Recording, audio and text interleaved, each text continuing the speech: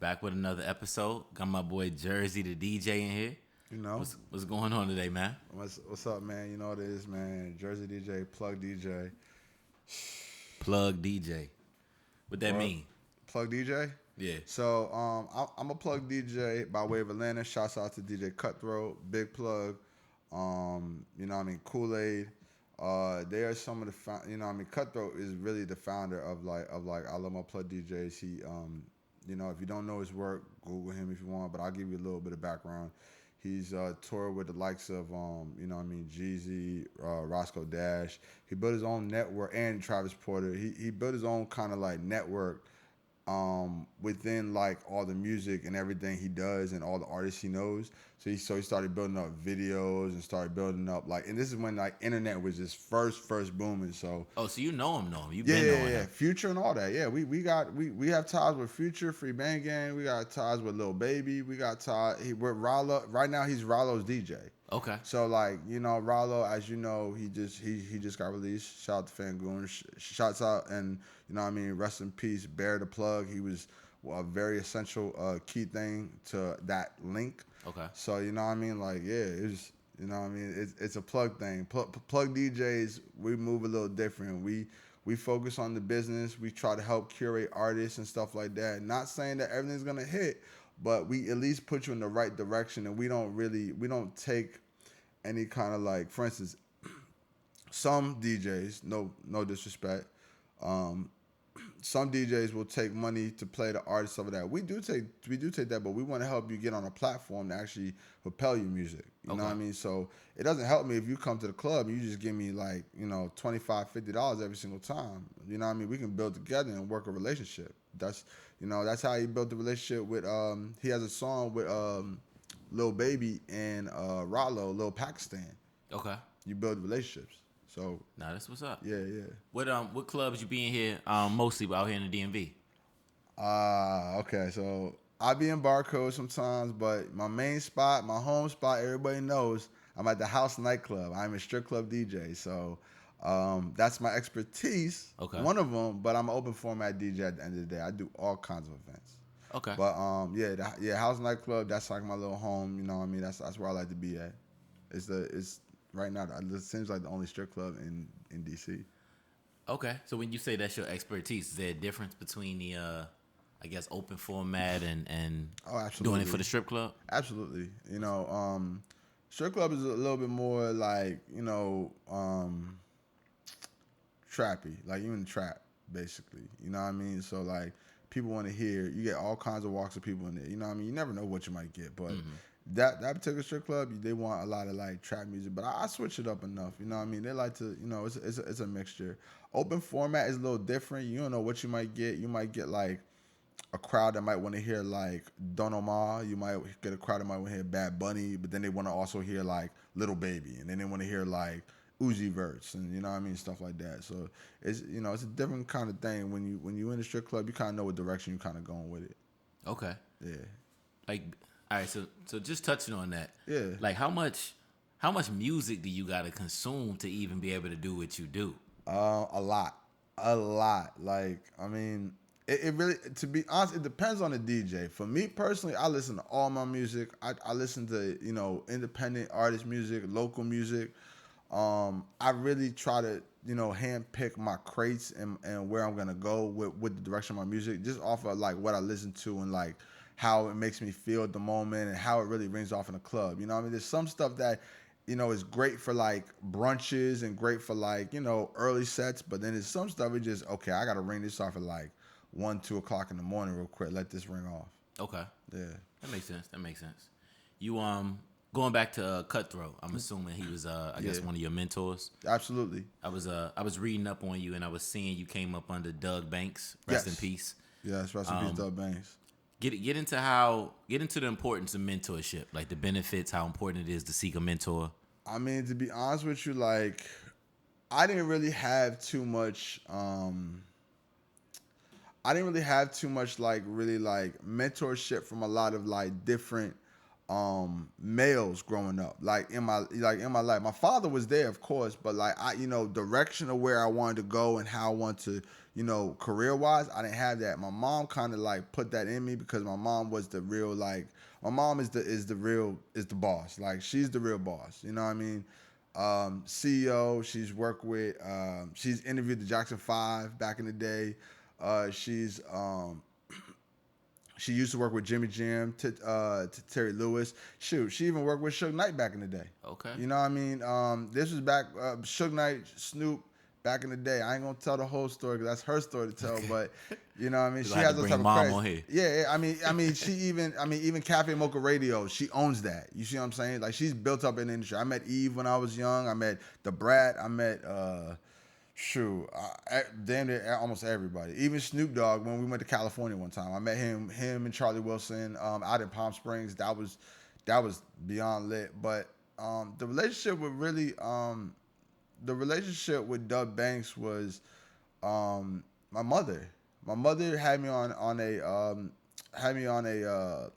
a vacation to Jamaica. We went to Jamaica for an island jam. And at the time I was getting into mass communications. I was going into school at Russ College first. So everybody knew me from going to like Russ College. I already been there for like one semester. So my mom brought me on this vacation, stuff like that. Bill Bellamy was there. Joe Claire was there. My cousin Renee, long live Renee, he was there with me. So everybody was out there, you know what I mean? Even I think Coco from SWV was out there too. Okay. You know what I mean? So everybody's out there. It was a big kind of festival thing. There were ball players, everybody out there. Dub Banks told me, he was like, if you wake up at 5 o'clock in the morning and you get to the other venue where we do the live remote for the radio and you can do that, I'll give you an internship. Boom. I was up at 4 o'clock in the morning. Like 4 o'clock in the morning, ready. Little geckos rolling around here and stuff like that. You know what I mean? So they they picked me up at like maybe 5:05. You know what I mean? Dude's just waiting there. You know what I mean? Like I walk up to the car or whatever. Dude's driving fast. I'm talking about so by the time I get there, they walk me straight in. I'm sitting right there. Everybody's sitting there. I'm there with Rudy Rush, Didi McGuire, what's I'm gonna call it? Genuine pulled up. So he pulled up. So he's there. Mind you, I'm like maybe like 21, 22. And now I'm like, whoa, a lot just happened. Because like it went so fast. I walked straight in. They sat me straight down, mic'd me up, everything. I was like, oh my God. So then, they're doing all the rest of the show and stuff. They hear me laughing in the back and stuff like that. So then he gives me the microphone. He says, okay, listen, we have a camera on you. We're going to give you the microphone, and we want you to do the shout-outs, okay? Go for it. We want you to interview 3 people and go for it. I did 4 people, and the last person was so lit that we just had a great time. They ended up flying me to Dallas for an internship. So I did an internship for about a week there before I moved on, but he started my whole radio entertainment career. That's what really set it off for me. And I really, God rest. So I really thank him for that because he gave me the opportunity, gave me that motivation. There was a lot. Just even being where I come from. From even the place I come from in Jersey, to even down to like where I got in school. So I just appreciate it. Okay, so what benefits would you say that you got from having that mentor? Can I curse on here or no? Yeah. Okay. You miss all the bullshit. Really and truly, they've been through the shit that you going through. So it's like, one person told me that, and this is, an older man. He told me that the best thing is more valuable than money, gold, anything, is if you can teach somebody else something else that they can learn from. And I always took that because when Doug was around, he taught me certain things about radio, about like different talk breaks, how to pop the mic, the call letters, just little common stuff. Mm-hmm. Those little things amounted so much when I went back to school, and I ended up getting on the radio on Hot 91 later on. Okay. Just kind of fast-tracked everything. Yeah. Oh, definitely. I mean, like I said, you just miss all the bullshit. Okay. when I was reading about your article on Voyage, it was saying that you kind of been doing this since damn near 17. Yeah. That seems about accurate. Yeah. I see most people think that they can just kind of fast track everything, like they don't got to put in the work and go slow. Get into that, like not skipping the process. So one thing about it is that I tried to skip the process when I first started, and you can't skip the process because there's things as a DJ you have to learn and grow into. You know what I mean? You have to grow into being your name. I had to grow into being Jersey the DJ. You know what I mean?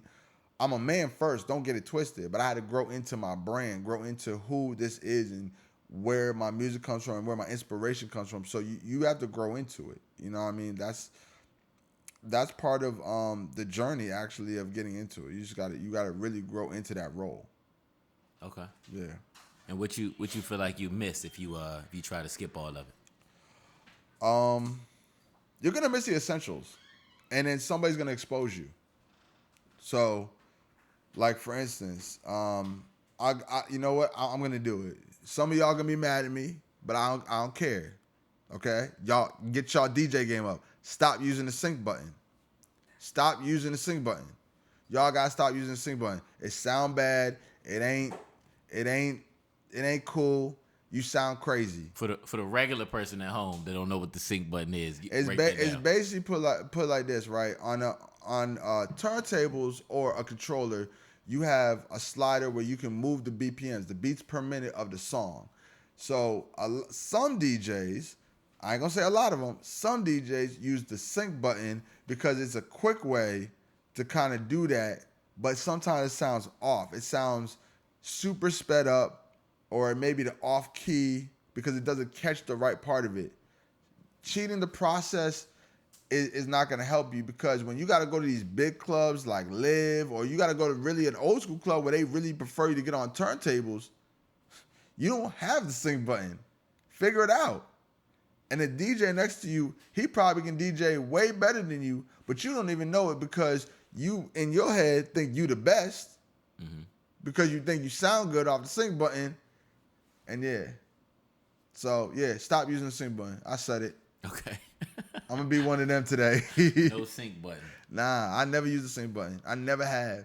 That's one thing that I'm proud that like D Money and D Money Touch Bases and a few others, they taught me on turntables. So they taught me on Technique 1200s. I still use them in the mornings. Sometimes in the mornings when I get up in the morning early, like after I work out and stuff, like I might get on there and kind of scratch it up. But you know what I mean? Like, yeah, I'm so glad they taught me that because it's helped me out in so many different places I've gone, like from Atlanta to Alabama to North Carolina, and it's helped me out because I've been in situations with other DJs, and other DJs are like, oh, okay, he playing some new stuff, whatever, but they don't know my old crate. And they don't know what I can do, you know, just technique-wise. So it helps. It does help. Okay. Can you talk to us about describe some challenges and lessons you've learned along the way? Don't trust everybody. Okay. Don't trust everybody. Get into that. There's levels to that, man. It's like promoters, venue, owners. Break it down. We got time. DJs. Okay. I mean, if we break it down, like, you know what I mean, you gotta go by integrity of people, you know what I mean? Don't trust everybody. Promoter might come to you and tell you, you know what I mean? Like early on when I was just starting DJing, I didn't know my worth. So yeah, I was doing stuff for $100 for 4 hours, and I was, bring crowds, telling people to come out because it's something that I love to do. Mm-hmm. And then you figure out that this other DJ that really started somewhere near you is getting paid anywhere between $300 to $400. He's getting paid $100 an hour to DJ. You're like, what? Wait a minute. What's the difference between me and I'm bringing people? Mm-hmm. And this DJ may not even be bringing people. He just DJing. So like, you learn your worth. Like, you know what I mean? I ain't gonna lie, I did that for a cool minute, and I built a nice name in Virginia Beach area, and I had people come out. And I'm looking around here. I'm like, damn, it's like almost like capacity. There's line outside. There's tables, bottles going out. and I'm only making $100 off of the whole thing. And I'm DJing the whole thing too, so I'm keeping it lit, talking on the mic, doing everything. And I'm like, damn. When you look up, and no disrespect to anybody that works in the nightlife industry, but you know what I mean, a bartender or either like security or anybody else, or like, you don't make the same kind of pay.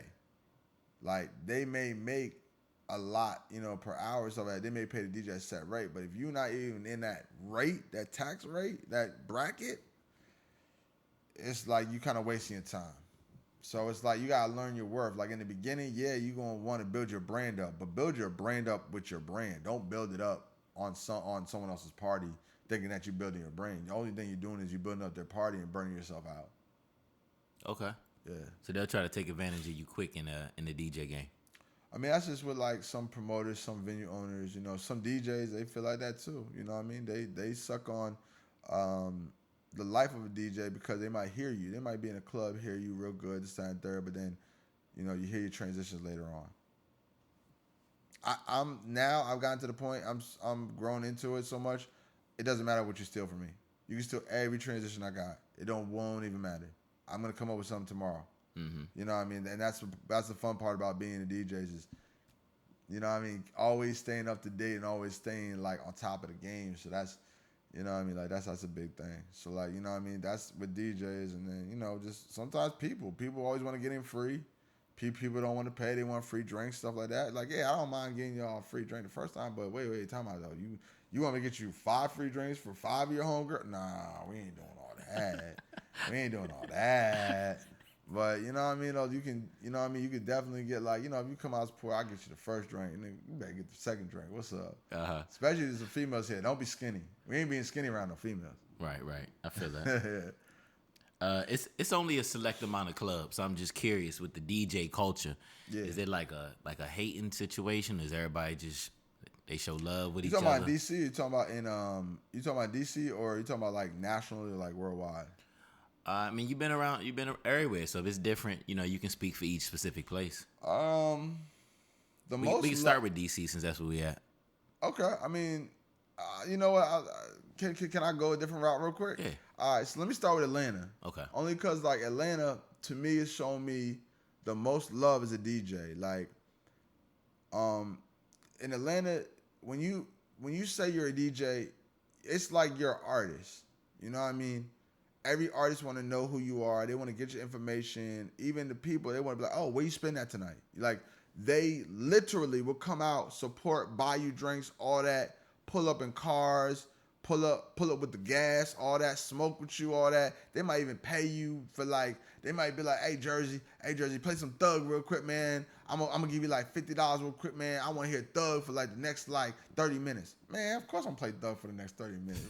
Thug, you're in Atlanta, like, you know what I mean? I was already gonna do that. Yeah, like, you know what I mean? So like, it's more love down there. Like, you might have 20 artists come up to you and say, yo, I want you to play my stuff, but they're gonna pay you. Every single artist out there understands that there's a route to the music game. That's why so many artists break from Atlanta, because they understand that they might go to the club, pay the DJ like $50 to like perform the song. Cool, early show. Go to another club. They might know the DJ. Get him a drink or something. Hear you perform the club over there at Onyx real quick. You throw a little bit of money. Might throw like maybe $200. Cool, look good, finesse. Grab you a bottle, everything like that, right? You got girls in your section. They got the cameraman right there over there getting everything. The video dropped the next day. They over here right back in the studio literally the next day. That's how it works. It's a process that they've understood and they understand. And this is personally, this is my opinion about the DMV scene. DMV has a lot of great music. But they don't have the right outlet. They need the DJ dramas. They need the holidays. They need the cutthroats. You know what I mean? The I Love My Plug. They need all that stuff to propel the music. DC, I feel like, is in a realm with the music where they're propelling it, but it's not propelling at the exponential rate that it should be going. DC's been known for their own sound. Like, you see what I'm saying? Mm-hmm. I used to, you know what I mean? My pops used to live up here. Like, you know what I mean? Like, back in the day when Overnight Scenario came out and all that stuff, like, DC was running it. I feel like DC right now is in a kind of like a they're jogging, they're not running. You know what I mean? And I would like to see more of the music run, but that's because, like I said, Atlanta has mastered that, and they've mastered also too the connection with the promoters and the owners, because they have connections with them where they have release parties, mixtape parties, all kinds of things, and literally they will have one artist come out. He had like maybe like 20 people come out for himself. The venue's packed with like over 200 people. They're packing out these rooms. 4 or 5 different artists. You see what I'm saying? Even the big name artists, like, they feel comfortable, respectfully when I say this, to go outside there because it's their area. The energy is different.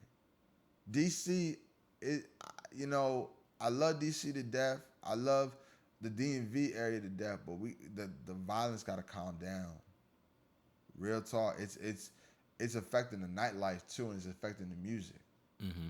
But like I said, it's a connection to it. Think about it. Okay, cool. Rod Wave, when he was out here last year, 250 cars got broken into. Damn. That deters people from coming out. So if anybody want to go to an after party with Rod Wave, I mean, granted, even though it was packed, like, because it's Rod Wave, but if you want to go to after party and you driving a car, which that means you have money, you probably might have bought a table. You might, or put money towards the table or something like that, or have a bottle somewhere, and now your car busted out, and you just want to go home.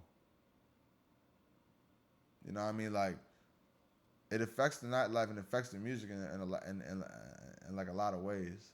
You know what I mean? I really pray and hope that it kind of calms down just for the sake of the culture, so that we can propel this culture a little further. Shouts out to a few DJs that out here really propelling the culture for real that I see, like especially Fathom. You know what I mean? Name drop a couple of them, because Lizzo was touching on that too. But I'm not hip. I'm not in the same rooms that y'all in.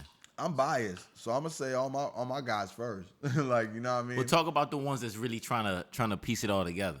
We'll start from like the I just put in any order for real. Schemes is trying to piece it together. That's my dog.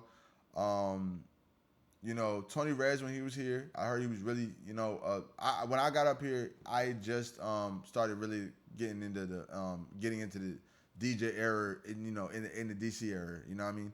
So I heard of him, so I heard he was really influential. A few other ones. Camo is a really good DJ. You know what I mean? Really good DJ, and his brand is like now based. You know what I mean? You got a few others like Boogie. You know what I mean? Louis Crazy Ass. 88, one of my favorites. You know what I mean? Just Jams over there at Park. You know what I mean? It's a plethora, man. Okay. It's a plethora of them trying to propel the music. The ones that are really trying to propel the music are the ones that really work with artists, like, you know what I mean? Even Say. That's my dog too. Okay. Well, since you've been in Atlanta, DC, I think even New York, and 757. Yep.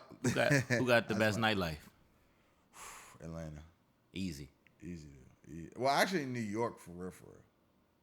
New York got the best nightlife. Why you say that? Cultured. It's a little different. Like, Atlanta, they want to hear a lot of trap stuff. That's cool. You know what I mean? Some of the clubs down there, they want to hear like top 40 stuff, but like, I love it. I love New York because it's like, it's different. You get like a different vibe when you're there. You know what I mean? Like it depends on what you play. Like, they love their home stuff and they love some of the trap stuff, but the pride that they have for some of their own music, like even like the Biggies and the Big L's and stuff like that, I can play that during the set and rock the crowd. Like, that's epic. I love that type of stuff. No, that makes sense. That's actually lit. Cali's pretty cool too. I heard Cali's a vibe too. Shouts out to DJ VIP. That's one of my homies too. That's Nipsey Hussle's DJ. Like, I heard it's a vibe too. I'm looking to be out there real soon. So Cali, get ready. I'm coming. Okay. What's the top 3 like go-to songs for the girls to twerk? Right now? Yeah. Oh God. Sexy Red, of course. You know what I mean? Shouts out to Sexy Red. That's an easy one. Yeah, shouts out to Sexy Red. You know what I mean? You know what I mean? Like, they be talking crazy about her sometimes, but yo, she be making them bangers, man. And shit them girls want to hear.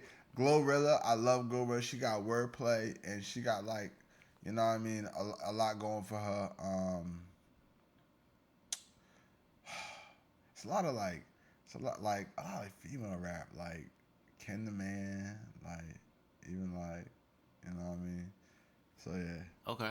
Sexy Red, it's funny because she, like, you can go to the club and they'll play like 3, 4 of her songs, like, Yeah.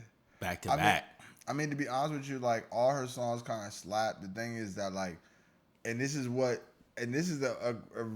shift in music if you can really look at it. Like, women are embracing, like, now more, like, kind of like, you know, back in the day it was like Lil' Kim, Foxy Brown. It's the same message, but now it's a little more out there. You know what I mean? And I like it. I ain't gonna lie to you. I love the fact that women out here rapping, like, for real, for real. Even like Jazz Clutch, like, she's dope. She's dope too. Like, they rapping. Okay. So who would you say is probably the best female rap out right now? We talking about numbers wise or like lyrically wise? I guess you got to kind of use both. Well, you know what? I'll separate it out. Numbers wise, who's running it right now? Sexy Red, hands down. She's running the board right now. She's running the board right now with all her hits. More of like a lyrical side. I gotta say, I might get some flack for this, but I think like more Nicki and Megan. Okay. Nicki more than anything. Nicki, you know, is out of the Wayne playbook. Drake out of the Wayne playbook. They, you know, so we kind of know where we're getting with them. Mm-hmm. You know what I mean?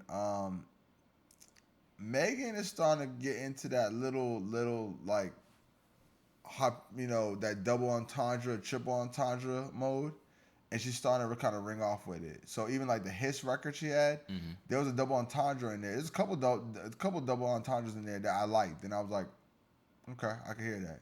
Okay. Yeah. Mine is probably, she underrated as hell. Probably because she on this crazy shit. Is Doja Cat.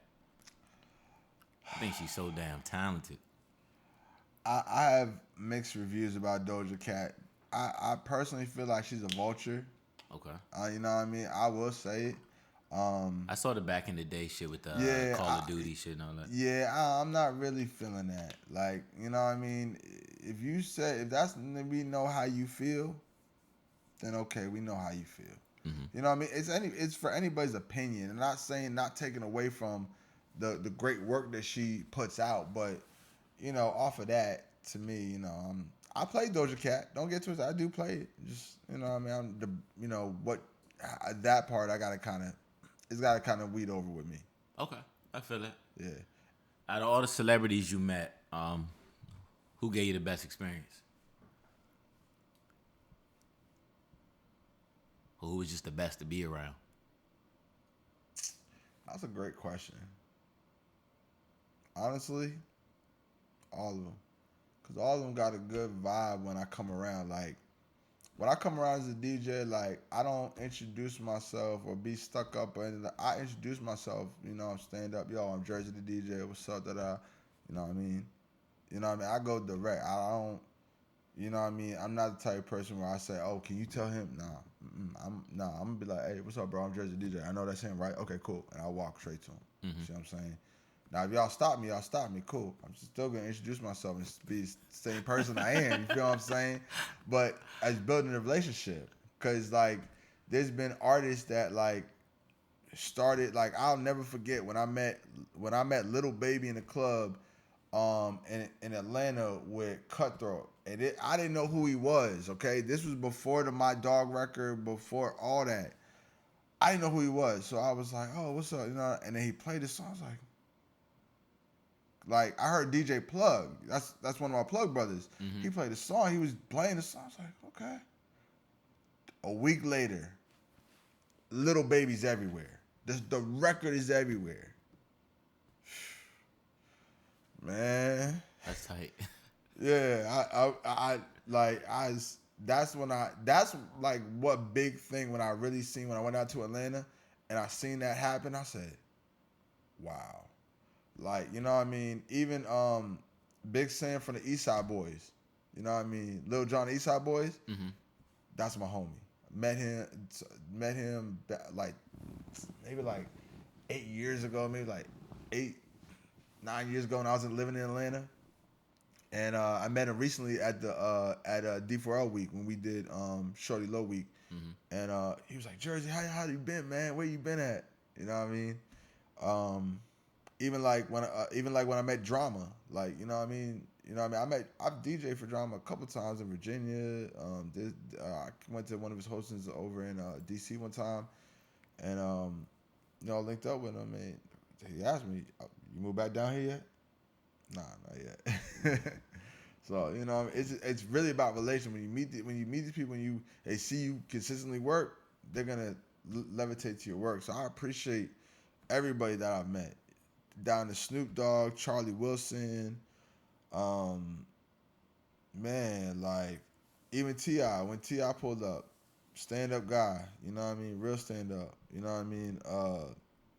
Donnell Rollins, T.K. Kirkland, they was all cool. T.K. Kirkland probably one of the most interesting because you could tell, like, you got mentally you got to be ready to talk to this man. Mm-hmm. You know what I mean? Just because of what he knows and how what he does. Yeah. Okay. Look up T.K. Kirkland if you don't. But amazing comedian, one of my favorites. Okay. Last question before we get off of DJing. What's the most important lesson you learned about networking? Oh, the one thing my mom taught me, networking works. My mom taught me that when I was young. And I've always had that mindset that networking works. You know, there's DJs, I contact on the regular. And there's DJs contact me on the regular. And I appreciate them just for checking up on me and stuff like that. You know what I mean? So, you know what I mean? Like, yeah, networking works. And just keeping good relations with people, too. Like, don't burn your bridges. You know what I mean? Business is business, personal, personal. And how you feel about personal, personal. But if it's about business, you know what I mean? Let's get to the business. You know what I mean? And then, you know what I mean? Business builds on interpersonal. Mm-hmm. I can make money with you. Yeah. Now you my homie. I feel that. I feel that. All right. Moving on from DJing. Yeah. How you feel about dating women that you find in the club scene? What part of the scene? Because there's different parts of the scene. You talking about strip club scene? You talking about the regular scene? You talking about just in general? Man, you all over. You sound like you got some experience. Yeah, I do. So, one thing, PSA for every woman out there. All right, PSA: if you are dating a DJ, please, please, please, please, you got to be secure. Okay, I ain't trying to tell you gotta be the most perfect woman in the pick of the litter, but you gotta at least be mentally and sound to know that, you know what I mean, this relationship that you got going on with him, you got with him. You see what I'm saying? You gotta keep it that way. Trust me. Don't get mixed up with the girlfriend's here talking in your ear, and you see pictures of him in the club and stuff like that. You don't know. Pictures, yes, are worth 1,000 words, but I'm trying to tell you, you never know what the situation may be. For real. Just being honest. So you gotta be secure. You know what I mean? If you dating anybody, especially a DJ, you gotta be secure. You know what I mean? That's the rule number one. Okay. We talking like in the regular club. Yeah, like your view on it. Like, would you do it? Have you done it? Yeah, I've done it. I would do it. It's just like I said. It depends on the woman. Like, if she's on top of her stuff and she's secure, she knows what she got at home and this, that, third. Now, granted, every DJ is different. Now, you messing with a DJ that's a hoe. That's your preference. But you know, DJ. You know what I mean? Like me, I'm gonna be honest with you. I'm a homebody. I'm single, but I'm a homebody. You see what I'm saying? Like, I'm a homebody. I like to be home. You know, I'm outside all the time. I don't want to be out. So when I am in a relationship with a woman, like, yeah, I like to either be home, going out somewhere, or taking a trip somewhere. You know what I mean? You know what I mean? I might say, hey, listen, let's just go to Miami just for the weekend. You know what I mean? I'm off. I don't have no gigs. You know, this couple of days. She might be off work. Cool. Um, dating. Now I will break it down though. Dating like a woman that is not in the nightlife. That's difficult. Cause it's more difficult More difficult.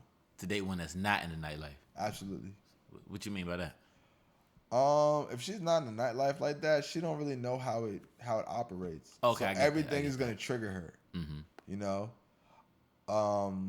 her friend might be at the club, and he might be in a section with the promoter and some girls and stuff like that. The homegirl that, you know what I mean, oh, that's my bitch, you know what I mean? That's that's my ride or die. I'm gonna let her know though, her man over here in the section with all these girls. And come to find out, like, you don't know, like, he just might be there. He on his phone just chilling. He not entertaining them. Yeah. He trying to leave, but, you know what I mean? Like, he has to do this to build his brand. You know what I mean? Or be in a DJ booth. Girls might be in a DJ booth. You got to remember, though, this is, you know what I mean? It's the industry we're talking about. Right, you know what I show. mean? You know what I mean? So it's like, you got to, you got to roll the punches. To a woman that ain't in the nightlife and at home working a 9 to 5, possibly, I don't know. You might got a girl that working at McDonald's got like she might make $100,000 working at McDonald's. Who knows? Like, I'm just crazy shit. You know what I mean? Or she might be a lawyer, or whatever. She might be a homebody. You know what I mean? Dog at home, chilling, whatever. And then she sees on social media, oh, he's this. He's there with this girl. Oh, he's there with this celebrity, and it might be a female. Like, come on now, it's the industry. You know what I mean? You gotta roll with the punches, and if that's a relationship, you gotta have with that person.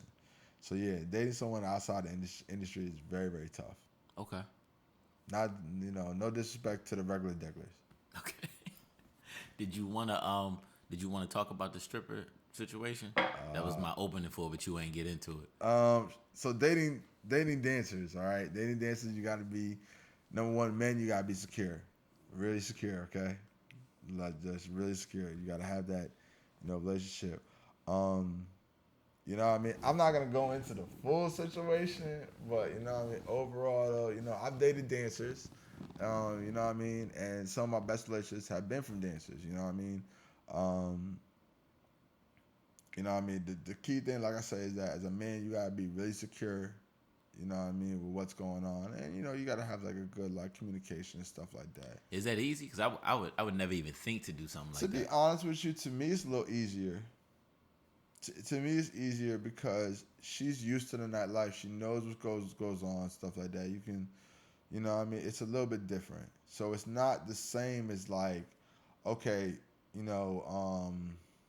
old girl's at home and she's wondering what you're doing. Old girl might be out there getting some money, you know what I mean? Then y'all meet back at home. She might be out there dancing, and then she come back home after that, you know what I mean? But she invests in you. She might want to really invest in you, because really and truly, that's really what dancers really, like. In my opinion, that's what, you know what I mean. When you find a good man that can handle that, your lifestyle, the 30, 40 other niggas that want your position, and you can stand tall, man, listen. She knows, listen, y'all dancers know a good man when y'all get one, so y'all know what time it is. And they go off on you. Yeah, and they got more options too. They got more options than like the regular degglers. Way more options. I guess that makes sense, especially given what you do. It's more fitting. Absolutely. Yeah, like if a dancer really talk to you and invest in you and stuff, like, she sees something in you, because she got multiple options. Especially if you got body work done. Man, listen, they can go to Miami. Go make a bag tomorrow and come back and then be outside with, a football player tomorrow. No, it's a fact. Yeah, so it's like when you have that relationship, you gotta cherish that. You know what I mean? I cherish the relationships I've had with dancers. You know what I mean? Now, getting into a relationship like boyfriend girlfriend thing, that is a different level, and I've been through that too. And you know what I mean? I've been through the fire, and I've survived it. So, that's the best way I can say. and she's a great person. At the end of the day, it just didn't work out. Okay, I feel that. Yeah. All right, getting off of that, Drake and Kendrick. What's your take on that? Man, listen, part of the light skin coalition. I'm just gonna say this. We ain't gonna apologize. We ain't never doing that. But I think Drake might want to take this L, man. Like, dang. I mean, Kendrick. I mean, I ain't gonna hold you though. Kendrick is willing to go where Drake, I don't think, wants to go. Mm-hmm. And I think that before it gets to another level, I think Drake should just, you know what I mean? Okay, bro. I'm not gonna respond, do anything like that. But I'll be honest, as a DJ, I'm loving the records. I'm loving this. This is a great time. Absolutely. For music. Like, let me just be straight. This is an amazing time for music. This is what we want to hear. No disrespect. The Chris Brown versus Quavo's, that's a, like, even that in itself, we want to hear this stuff, but keep it on wax, because I'm telling you, this is an epic time.